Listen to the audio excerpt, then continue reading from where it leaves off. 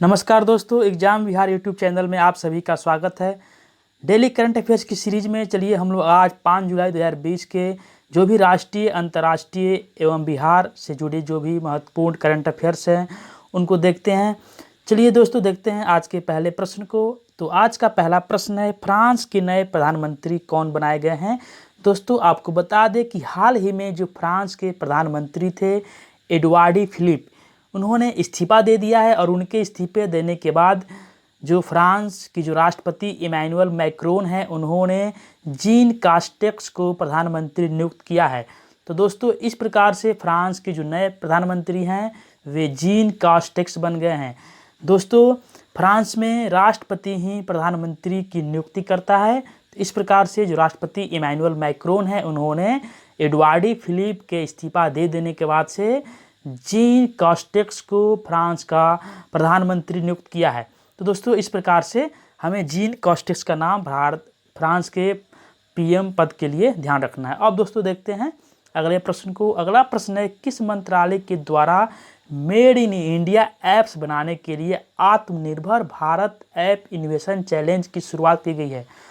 दोस्तों, Chinese apps को ban करने के बाद से भारत ऐप्स में आत्मनिर्भर बनने का प्रयास कर रहा है और इसी दिशा में आत्मनिर्भर भारत ऐप इनोवेशन चैलेंज की शुरुआत की गई है। आप यहाँ पे देख पा रहे हैं, यह जो ऐप है इसमें ऐप बनाने के लिए प्रोत्साहन दिया जाएगा और उसके लिए इनाम भी दिया जाएगा। लेकिन ये जो चैलेंज इनोवेशन है, इसकी शुरुआत है इलेक्ट्रॉनिक्स एंड आईटी मंत्रालय के द्वारा किया गया है और अटल इनोवेशन मिशन मंत्रालय के द्वारा इसकी शुरुआत की गई है और इसके मंत्री हैं रविशंकर प्रसाद है। यानी कि हमारे जो आईटी और इलेक्ट्रॉनिक्स में जो मंत्री हैं वे रविशंकर प्रसाद हैं और इसी मंत्रालय के द्वारा आत्मनिर्भर भारत ऐप इनोवेशन चैलेंज की शुरुआत की गई है।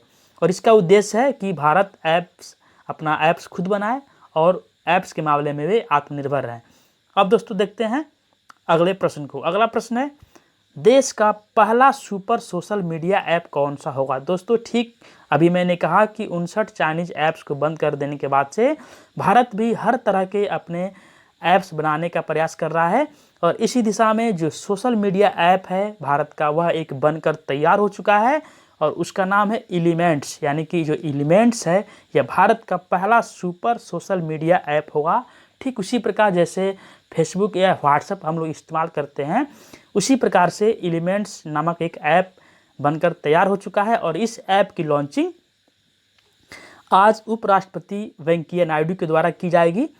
और यह जो ऐप है, यह देखिए सोशल मीडिया के साथ साथ यह जो ऐप है यह ऑडियो और वीडियो कॉलिंग की भी सुविधा प्रदान करेगा। तो इस प्रकार से दोस्तों, भारत देश का पहला सुपर सोशल मीडिया ऐप कौन सा होगा, तो एलिमेंट्स है। इसके बाद दोस्तों देखते हैं अगले प्रश्न को। अगला प्रश्न है, हाल ही में किस भारतीय खिलाड़ी ने जर्मनी में आयोजित PhD bank Nord open tennis tournament का खिताब जीता है। दोस्तों, भारत के जो टेनिस खिलाड़ी है सुमित नांगल, इन्होंने यह खिताब जीता है और यह खिताब जो है इसका आयोजन जर्मनी में किया गया है अभी हाल फिलहाल में और इसका जो जीतने वाले हैं वे सुमित नांगल हैं। अब दोस्तों देखते हैं अगले प्रश्न को। अगला प्रश्न है, ई ग्रंथालय नामक एक डिजिटल ई लाइब्रेरी की शुरुआत किस राज्य सरकार ने की है। दोस्तों, उत्तराखंड राज्य सरकार ने एक डिजिटल लाइब्रेरी की शुरुआत की है और उसका नाम है ई ग्रंथालय। तो दोस्तों, इस प्रकार से ई ग्रंथालय एक डिजिटल लाइब्रेरी है जो कि उत्तराखंड राज्य सरकार के द्वारा शुरू की गई है और उत्तराखंड के जो चीफ मिनिस्टर हुए हैं त्रिवेंद्र सिंह रावत। अब दोस्तों देखते हैं अगले प्रश्न को। अगला प्रश्न है, इंडियन ऑयल कॉरपोरेशन यानी कि आईओसी के नए अध्यक्ष कौन बनाए गए हैं। दोस्तों, हाल ही में श्रीकांत माधव वैद को आईओसी का नया अध्यक्ष बनाया गया है और ये श्रीकांत माधव जो हैं ये संजीव सिंह की जगह लेंगे। यानी कि श्रीकांत माधव वैद से पहले आईओसी के जो अध्यक्ष थे वे संजीव सिंह थे और उनका कार्यकाल पूरा हो जाने के बाद श्रीकांत माधव को आईओसी का नया अध्यक्ष बनाया गया है। अब दोस्तों देखते हैं अगले प्रश्न को। अगला प्रश्न है, उड़ीसा सरकार ने हरित आवरण यानी कि ग्रीन कवर बढ़ाने के लिए किस योजना की शुरुआत की है। दोस्तों, उड़ीसा की जो नवीन पटनायक वहाँ के मुख्यमंत्री हैं, नवीन पटनायक सरकार के द्वारा राज्य में ग्रीन कवर हरित आवरण बढ़ाने के उद्देश्य से सबूजा ओडिशा नामक एक योजना की शुरुआत की गई है। और इस योजना के माध्यम से 1 रुपये में 1 बीज प्रदान की जाएगा, जिससे राज्य के लोग वृक्षारोपण करेंगे और वृक्षारोपण के उद्देश्य से हरित आवरण को बढ़ाया जाएगा। तो इस प्रकार से दोस्तों सबुजा ओडिशा योजना उड़ीसा सरकार द्वारा शुरू की गई है। इसका उद्देश्य है राज्य में हरित आवरण को बढ़ाना और इसके माध्यम से 1 रुपये में 1 बीज उपलब्ध होगा। आसानी से सभी को पेड़ पौधों के किसी भी प्रकार के पेड़ पौधे के बीज अगर आप चाहते हैं तो आपको पर बीज 1 रुपये देना पड़ेगा और उसको लेके आप वृक्षारोपण कर सकते हैं। तो अब दोस्तों देखते हैं अगले प्रश्न को। अगला प्रश्न है और ये आखिरी प्रश्न होगा।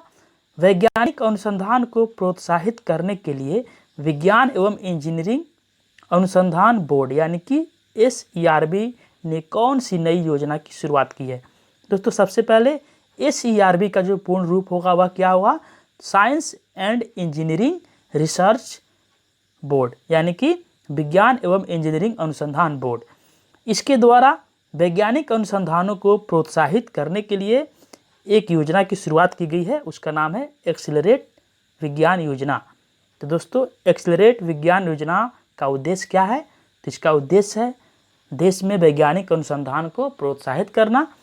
और इसकी शुरुआत किसी के द्वारा की गई है? तो इसकी शुरुआत SERB यानी कि science and engineering research board के द्वारा की गई है। तो दोस्तों इस प्रकार आज हमने 5 जुलाई यानी कि आज के हम लोग जो भी महत्वपूर्ण राष्ट्रीय, अंतर्राष्ट्रीय या फिर बिहार से जुड़े हुए जो भी करंट अफेयर्स है उनको शामिल किया है। और दोस्तों ठीक इसी प्रकार से ये डेली करंट अफेयर्स की सीरीज है। डेली हम आपके लिए वीडियो लेके आते हैं। 5, 6, 8, 10 जो भी प्रश्न होते हैं उनको इसमें शामिल किया जाता है, जो कि आपके परीक्षा के लिए लगता है कि उपयोगी साबित हो सकता है, उन्हीं को हम शामिल करते हैं। तो दोस्तों ठीक इसी प्रकार हम मिलेंगे कल के वीडियो में, कल का करंट अफेयर्स को लेके। तो अभी आपसे हम विदा लेते हैं। धन्यवाद।